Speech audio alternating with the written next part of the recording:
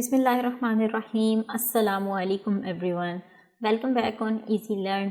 I hope कि आप सब ठीक ठाक होंगे, खैरियत से होंगे। तो चलें जी, चलते हैं हम अपनी बुक की तरफ और सबसे पहले हम ये देखेंगे कि हमने अपनी लास्ट की क्लास में क्या किया था। तो जी, हमारी जो लास्ट की क्लास थी उसमें हम लोगों ने एक्सरसाइज 2.7 को कंप्लीट कर लिया था। तो इंशाल्लाह जो आज की क्लास है उसमें हम लोग एक नया टॉपिक देखेंगे and that is solving the real life problems with quadratic equations. अच्छा जी, अभी तक तो जो हम क्वेश्चंस करते आए हैं इस चैप्टर के, उसमें क्या था कि हमें देखिए, आप इक्वेशंस गिवन होती थी, सिर्फ आपको टेक्निक आनी चाहिए थी इक्वेशंस को सॉल्व करने की। तो अब यहाँ से इस टॉपिक के बाद से आपका जो क्वेश्चंस हैं उनकी नोयत जो है वो चेंज हो रही है। क्या है वो नोयत? वो ये है कि आपको जो है एक रियल लाइफ प्रॉब्लम्स वाली स्टेटमेंट दी होगी और आपको उससे जो है एक स्टेटमेंट से क्वाड्रेटिक इक्वेशन बनानी है। Either it is a quadratic equation या कोई लीनियर इक्वेशन, जो भी इक्वेशन बन रही है आपने वो स्टेटमेंट को समझते हुए इक्वेशन लिखनी है पहले खुद, ठीक है, और फिर उस इक्वेशन को सॉल्व करना है। ये होता है जी रियल लाइफ प्रॉब्लम। जैसे कि आप देख सकते हैं कि एग्जांपल नंबर 1 में हमें एक स्टेटमेंट दी गई है। तो इस टाइप के क्वेश्चंस होते हैं हमारे पास, इनको कहते हैं कि रियल लाइफ प्रॉब्लम्स। तो चलें जी, देखते हैं कि जब इस तरह के क्वेश्चंस आएंगे तो उन्हें हमने अंडरस्टैंड करना आप लोगों ने सीखना है मेनली, कि जब इस तरह के क्वेश्चन आए तो उसको आपने इक्वेशन में कैसे कन्वर्ट करना है, तो इनका मतलब क्या होता है और कैसे हमें पता चलेगा कि इससे क्या चीज़ बन रही है। तो चलें जी, स्टार्ट करते हैं एग्जाम्पल नंबर 1 के साथ। क्या कह रहा है वो कि 3 less than a certain number. अब सबसे पहले यहाँ पे आपको एक बात समझने की ज़रूरत है कि उसने बोला है सर्टन नंबर। हमारे पास सबसे पहले जो चीज़ आ रही है that is certain number. For example हमने सपोज कर लिया जो सर्टन नंबर है, कोई भी नंबर है, दिस इज़ एक्स। आप कोई भी नंबर सपोज कर सकते हैं, आप चाहे वाई ले लें, जी ले, कोई भी अल्फ़ाबेट ले लें जो आपको इजी लगे। तो नॉर्मली हम एक्स को ही लेके चलते हैं, ठीक है। तो हम क्या कर रहे हैं, सर्टन नंबर है कोई भी, जिसे हमने क्या सपोज कर लिया है, फॉर एग्जाम्पल एक्स।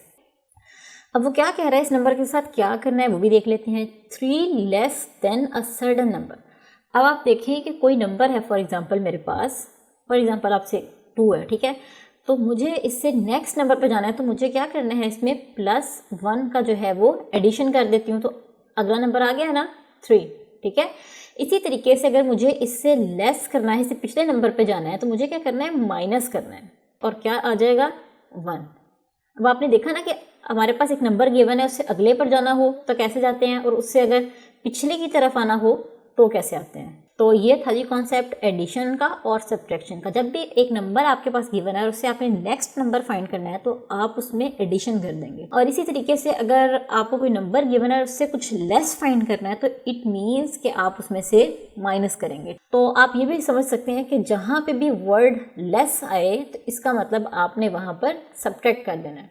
कोई चीज़ आपको गिवन है, उसमें से कुछ लेस करना है, कुछ कम करना है, तो आप उसमें से वो चीज़ माइनस करेंगे तो ही वो लेस होगी ना, और अगर आप उसमें एडिशन कर देंगे तो वो ज़्यादा हो जाएगी। तो ये है जी कॉन्सेप्ट लेस का। अब वो ये कह रहा है कि 3 less than a certain number. एक सर्टन नंबर था हमारे पास जो कि क्या था, x। उससे क्या करना है, 3 लेस करना है। अब जैसे कि मैंने आपको बताया हमारे पास नंबर फॉर एग्जाम्पल हमने ले लिया था x, उससे 3 लेस करना है। लेस करना है तो क्या करेंगे, माइनस, ठीक है। और कितना लेस करना था, 3 टाइम्स, तो ये हो गया x - 3।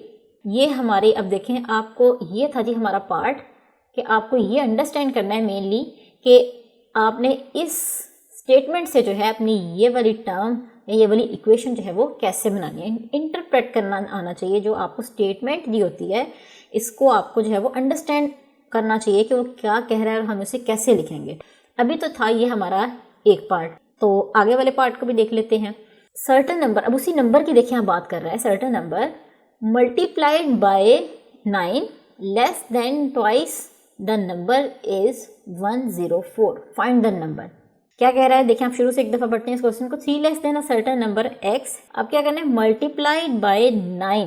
अब मल्टीप्लाइड, ये मेन अभी फिलहाल ये एक कंडीशन है हमारी सेकंड, तो आप इसे फिलहाल जो है वो इसे छोड़ दें। पहले हम जो दूसरी इक्वेशन सेकंड पार्ट है जो उसे देखेंगे। ये था हमारे क्वेश्चन का फर्स्ट पार्ट और ये है जी हमारे क्वेश्चन का सेकंड पार्ट। अब हमने फर्स्ट पार्ट से एक इक्वेशन ड्राइव कर ली, इसी तरीके से अब हम सेकंड पार्ट से भी जो है वो एक इक्वेशन को डिराइव करेंगे, ठीक है। और उन दोनों इक्वेशंस को डिराइव करने के बाद जो रिलेशन उनका क्या बनना है वो सेंटर वाले वर्ड से पता चलता है। तो ये अभी हम जैसे जैसे मज़ीद क्वेश्चंस को सॉल्व करेंगे, आई होप कि आपके तमाम कॉन्सेप्ट्स जो हैं वो क्लियर होंगे। तो ये हमारा फर्स्ट पार्ट था अभी तक। तो अब हम जो अपना नेक्स्ट पार्ट है उसे देखते हैं। तो जो सेकंड पार्ट है हमारा वो स्टार्ट हो रहा है यहाँ से। अब वो क्या कह रहा है कि सेकंड पार्ट में कि 9 लेस करना है, उसी सर्टन नंबर की बात कर रहे हैं हम। जैसे कि उसने एक दफ़ा ये मेंशन कर दिया सर्टन नंबर क्या था x, उस सर्टन नंबर से 9 जो है वो लेस करना है। लेकिन सर्टन नंबर अकेला नहीं है, सर्टन नंबर जो है वो अब ट्वाइस हो चुका है। Twice means 2 times. ट्वाइस जहाँ पे भी आएगा वहाँ हम कर देंगे 2, थ्राइस जहाँ पे भी आएगा उसे हम कर देंगे 3। तो इस तरह की टर्म्स भी जो है ये आपको अंडरस्टैंड करनी चाहिए कि ट्वाइस मीन्स 2 टाइम्स। डबल भी आए तो भी आपने 2 टाइम्स करना है। तो इस तरह के जो भी वर्ड्स आएंगे इनको जो है आपको पता होना चाहिए कि ट्वाइस, डबल, इनका वर्ड्स का क्या मतलब होता है। इनका मतलब होता है 2 टाइम्स। तो अब वो क्या कह रहा है कि ट्वाइस द नंबर यानी कि वही जो सर्टन नंबर था उसका हमने करना है ट्वाइस। वो नंबर था हमारे पास x, उसका हमने किया ट्वाइस, तो क्या हो गया वो 2x। पहले x था, जब उसका ट्वाइस किया तो क्या हो गया वो 2x। और 9 लेस है, वो इस नंबर से 9 लेस है। तो हमारे पास इक्वेशन क्या बन गई यहाँ पर 2x माइनस 9। एक दफ़ा मैं दोबारा बता देती हूँ कि जो सेकेंड पार्ट है उसमें कहा है कि सर्टन नंबर जो है वो ट्वाइस है। तो इसका मतलब क्या हो गया, हमारे पास यहाँ पे x की बजाय अब आ जाएगा 2x। 9 less than twice of a number से 9 लेस हो रहा है, माइनस हो रहा है। ये हमारा हो गया फर्स्ट पार्ट इतना। और ये जो ऑरेंज वाला है इससे हो गया ये हमारी क्वेश्चन का सेकंड पार्ट हो गया। यहाँ से जब 2 पार्ट्स हमारे पास आ गए तो अब हमने देखना है इनके दरमियान कोई रिलेशन आया कि दिया है हमें उसने क्वेश्चन में या नहीं। तो अब हम देख सकते हैं क्लियरली उसने इन दोनों पार्ट्स को किस तरीके से रिलेट किया है। ये देखिए मल्टीप्लिकेशन से उसने कहा है मल्टीप्लाइड बाय, मतलब कि इस पार्ट को, पार्ट 1 को और पार्ट 2 को हम करेंगे मल्टीप्लाइड बाय दिस। इसका मतलब ये है कि अगर आप पार्ट 1 को मल्टीप्लाई करते हैं इनटू पार्ट 2 जो हमारी क्वेश्चन का है उसे मल्टीप्लाई करते हैं तो that should be equal to, किसके इक्वल होना चाहिए 104 के। और बेसिकली आपने वो नंबर फाइंड करना है और नंबर कौन सा था हमारे पास x। ठीक हो गया। तो अब हम क्या करेंगे, अब हम नोटबुक की तरफ चलते हैं और जो गिवन कंडीशन के मुताबिक उसने हमें अब कहा है फाइंड आउट करने को वो हम फाइंड आउट करते हैं। ओके जी, और यहाँ पर जो है मैंने एग्जांपल नंबर 1 की जो भी कंडीशन थी वो दोबारा से मेंशन कर दी हैं ताकि मैं आपको एक दफ़ा फिर से एक्सप्लेन कर दूँ। तो सबसे पहले जो हमारे पास रिक्वायर्ड नंबर था या जो सर्टन नंबर था उसने हमें बोला था उसको हमने लेट कर लिया कि वो किसके इक्वल है, x के इक्वल। ठीक है। तो अब फर्स्ट कंडीशन क्या थी हमारे पास 3 less than a certain number. Certain number क्या है हमारे पास x और इससे करना है 3 लेस किया हमने इसमें से 3 तो ये बन गया x माइनस 3। इसी तरीके से सेकेंड पार्ट में था 9 less than twice the number. सबसे पहले हम ट्वाइस करेंगे उस नंबर का। ठीक है। ट्वाइस द नंबर एक ही है हमारे पास जो कि था x, ट्वाइस किया 2x हो गया। और इसके बाद है 9 लेस मीन्स माइनस करना है और कितना माइनस करना है 9। तो अब आप देखें कि यहाँ पर जो है हमारी कंडीशन क्या थी। इसके उसने बोला था कि 3 less than a certain number multiplied by, यानी कि इस यहाँ से जो नंबर बन रहा है उसे हम मल्टीप्लाइड बाय करें सेकेंड पार्ट के साथ तो किसके इक्वल आता है 104 के। ठीक है।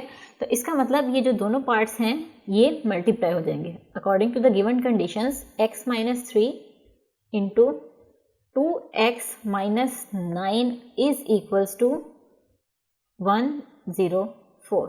तो अब जो है आपने इसे सिंपली सॉल्व कर लेना है। ये आ जाएगा हमारे पास 2x square minus 9x minus 6x and plus 27 और ये 104 भी मैं इस साइड पर ले आई तो ये हो गया माइनस 104 इज इक्वल्स टू हो गया 0।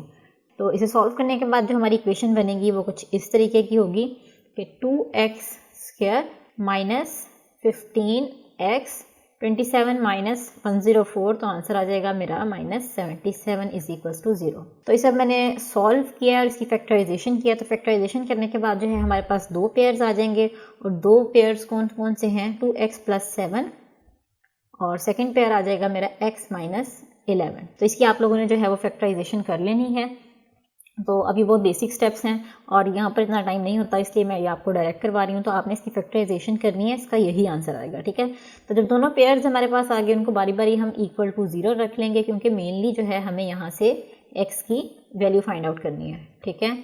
तो यहाँ से x की वैल्यू आ जाएगी -7/2, और यहाँ से वैल्यू आ जाएगी मेरे पास 11। तो ये था जी हमारा सोल्यूशन। एट द एंड हम लिख देंगे -7/2 और 11 आर द रिक्वायर्ड नंबर्स।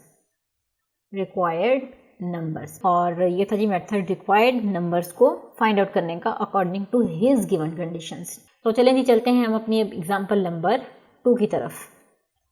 तो अब एग्जांपल नंबर 2 में वो क्या कह रहा है। एग्जांपल नंबर 2 कुछ इस तरीके की है। The length of a rectangle is 4 centimetre more than its breath. If the area of the rectangle is this, find its side. उसने ये कहा है कि जो लेंथ है रेक्टेंगल की, रिक्वायर्ड जो हमें है, length of a rectangle is 4 centimetre more. एक पार्ट अब आप देखें यहाँ से ये बन रहा है, देन इट्स ब्रेथ। किससे ज़्यादा बन रहा है, इसकी ब्रेथ से ज़्यादा। तो पहले हम क्या सपोज कर लेंगे, जो ब्रेथ है हमारे पास वो क्या है, x, और सेकंड पार्ट में क्या है, the length of its rectangle. अब हम यहाँ से निकालेंगे लेंथ। लेंथ किसकी इक्वल आएगी, लेंथ आ जाएगी 4 सेंटीमीटर मोर यानी देन इट्स ब्रेथ, यानी कि ब्रेथ क्या थी, x, और इससे 4 सेंटीमीटर जो है वो मोर है, यानी कि +4 सेंटीमीटर, ठीक है। चलिए सेंटीमीटर तो यहाँ पे मेंशन नहीं करेंगे, लेकिन जो इक्वेशन हमारे पास बनेगी वो आएगी एक्सप्रेशन यहाँ से x + 4, और इसके बाद जो है एरिया गिवन है, इसकी साइड फाइंड करनी है, ठीक है। तो चलें जी नोटबुक की तरफ चलते हैं और इसे सॉल्व करना स्टार्ट करते हैं। ओके जी, ये आगे हमारे पास एग्जांपल नंबर 2, और इसमें कंडीशंस एक दफ़ा मैं फिर से एक्सप्लेन कर देती हूँ। उसने बोला था जो ब्रेथ है वो हमें नहीं गिवन थी, डायरेक्ट उसने लेंथ का बताया हुआ कि that is 4 times more than breadth, ठीक है। तो हम क्या करेंगे, जाहिर है कोई ब्रेथ की वैल्यू होगी हमारे पास तो ही उससे 4 टाइम्स मोर करेंगे ना, ताकि हमारे पास लेंथ आए। तो जब ब्रेथ ही नहीं होगी हमारे पास तो हम लेंथ कैसे फाइंड आउट कर सकते हैं। तो इसलिए हम सबसे पहले ब्रेथ की वैल्यू को फाइंड आउट करेंगे। तो सबसे पहले हमने ब्रेथ को जो है वो सपोज कर लिया किसके इक्वल है, x के इक्वल रख लिया। तो अब हम उस x की मदद से जो है वो लेंथ निकाल लेंगे, और वो कैसे निकलेगी, उसने बोला है 4 टाइम्स मोर।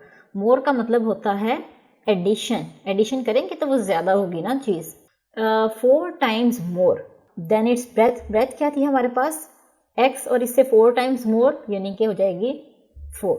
और इसके अलावा जो हमें गिवन थी कंडीशन वो थी हमारे पास एरिया। अब आपको पता है कि हमारे पास जो है रेक्टेंगल का फॉर्मूला क्या होता है, length into breadth is equals to area. Area is equals to length into breadth. तो लेंथ की क्या थी हमारे पास, ये देखें लेंथ की यहाँ से एक्सप्रेशन आ रही थी x + 4, और इसी तरीके से ब्रेथ की क्या एक्सप्रेशन आ रही है x, और एरिया किसके इक्वल है 45 के। ठीक हो गया यहाँ तक। अब जो है हम इसे सिंपली सॉल्व कर लेंगे। तो यहाँ से हमारे पास क्या आ जाएगा, ये देखें x² + 4x - 45 is equals to 0। तो अब हम क्या करते हैं कि इसकी पेयरिंग कर लेते हैं। ऑलराइट जी, ये मैंने आप लोगों के लिए पेयरिंग कर दी है और इसे सॉल्व कर दिया है, ठीक है। तो अब आप देख सकते हैं कि यहाँ से जो है हमारे पास x की 2 वैल्यूज़ आ रही हैं, एक पॉजिटिव में आ रही है, एक नेगेटिव में आ रही है। तो अगर आप गौर करें तो कोई भी जो रेक्टेंगल है या ट्राइंगल है या कुछ भी, उसकी कोई भी साइड जो है वो नेगेटिव में नहीं होती। तो सिंस जो साइड्स हैं वो नेगेटिव में नहीं हो सकती, तो हम क्या कर रहे हैं कि ये जो माइनस का जो साइन आ रहा है इसे हम नेग्लेक्ट कर देंगे, क्योंकि ये हो ही नहीं सकती है। तो अंडरस्टूड बात है कि जो साइड है वो नेगेटिव नहीं हो सकती, तो इसका मतलब हम इसे कर देंगे नेग्लेक्ट। तो हमें अब फाइंड आउट करना है कि क्वेश्चन में ये पूछा था उसने कि लेंथ और ब्रेथ। तो अब 2 वैल्यूज आ गई हैं, हमें इसमें से सॉर्ट आउट करना है कि इसमें से लेंथ कौन सी है और ब्रेथ कौन सी है। तो उसने बोला था लेंथ जो है वो 4 टाइम्स ज़्यादा है, तो इससे क्या पता चल रहा है हमें कि कम वाली जो है वो क्या होगी, ब्रेथ। तो यहाँ से ब्रेथ क्या आ जाएगी हमारे पास, that is equals to 5, and length is equals to, उससे कितनी थी, ब्रेथ से कितनी थी, 4 टाइम्स ज़्यादा थी, ठीक है। ब्रेथ की क्या वैल्यू थी, यहाँ से ब्रेथ की क्या वैल्यू आ गई हमारे पास 5, तो 5 + 4 इससे हमारे पास ज़्यादा आनी थी, तो 5 + 4 इज इक्वल्स टू 9। तो ये आ गई हमारे पास लेंथ, तो लेंथ की वैल्यू आ गई 9 और ब्रेथ की वैल्यू आ गई 5। तो चलें जी अब मूव करते हैं हम बुक की तरफ और देखते हैं कि नेक्स्ट एग्जाम्पल कौन सी है। So example number 3 is here. इसमें क्या कह रहा है कि sum of the coordinates of a point is 6। तो सबसे पहले हमें क्या लेट करने की ज़रूरत है, कोऑर्डिनेट्स ऑफ अ पॉइंट, ठीक है। किसी भी पॉइंट के जो कोऑर्डिनेट्स होते हैं वो 2 होते हैं, तो 2 कोऑर्डिनेट्स को हम सपोज कर लेंगे, एक होगा हमारे पास x और दूसरा कौन सा हो गया y। ये हमेशा कोऑर्डिनेट्स जो होते हैं पॉइंट के वो हमेशा कोई भी x और y की जगह तो कुछ भी आ सकता है, ठीक है, लेकिन वो हमेशा उनके दरमियान में एक कोमा होता है और वो स्मॉल ब्रैकेट में होते हैं, तो वो ये शो करते हैं कि वो कोऑर्डिनेट्स की फॉर्म में है। तो कोऑर्डिनेट्स का जो है वो क्या कह रहा है कि sum of coordinates of a point is 6। तो हमने क्या सपोज किया, x and y are the coordinates, इसका हमें करना है सम, क्योंकि वो कह रहा है कि sum of the coordinates of a point is 6। तो क्या आ गया, इन दोनों का सम किसके इक्वल आ गया, 6 के इक्वल। तो ये हमारे पास बन गई हमारी फर्स्ट पार्ट वाली इक्वेशन, ठीक है। अब सेकंड पार्ट में भी देख लेते हैं कि क्या है, and the sum of their squares. तो इसका मतलब कि हमें क्या करना है कि इनका स्क्वायर लेना है, इन दोनों कोऑर्डिनेट्स का स्क्वायर लेना है अलग अलग, देयर स्क्वायर्स। तो x का इसका जब स्क्वायर लेंगे तो ये आ जाएगा x स्क्वायर, इसी तरीके से जब y का स्क्वायर लेंगे तो ये आ जाएगा हमारे पास y स्क्वायर।